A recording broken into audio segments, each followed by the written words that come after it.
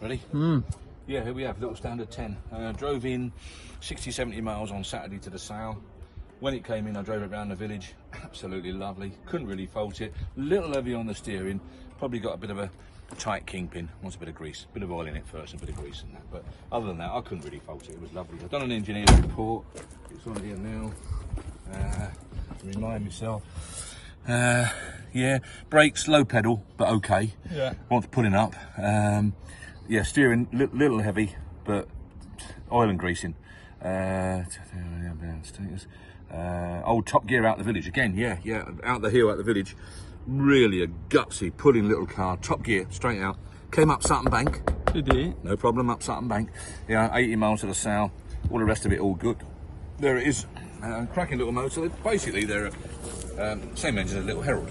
Right. Yeah. Well, Herald used the same engine as the standard 10, the standard Triumph, of course. Just an honest little car, not mint, not immaculate, just a nice little car. The nicest thing about this little car is that they're quite rare, little standard 10s. You don't see too many of them. I'm not too sure quite why it was, because when you compare it with maybe like a Morris Minor, there's no really reason why they didn't sell better than what they did. Right. And I can only put it down to the fact that there weren't many dealers. Right.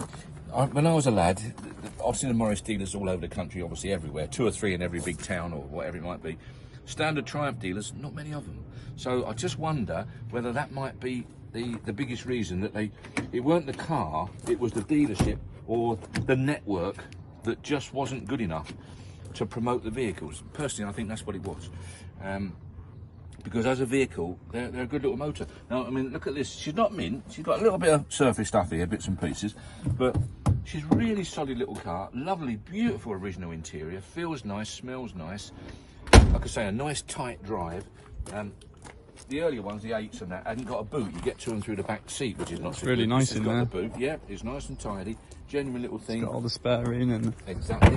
Chrome's a bit speckly, but you know, it's because, yeah, look at that. Nice, isn't it? Yeah, look, it's got some bits and pieces in there, look. Some odds and sods come with it. Nice Car cover. cover comes with it. All there, all nicely presented. And like I say, a little bit of speckling on the chrome, but that's to be expected. The nice thing, in my opinion, with this car in particular, is that it's very, very usable. It's very, very original. And what you see is exactly what you get. You are not going to come out next week and find a big hole in the bottom of the door or the front wing or whatever, because it ain't been touched up. That is what you get. So you can buy that with absolute confidence. Yeah. Good.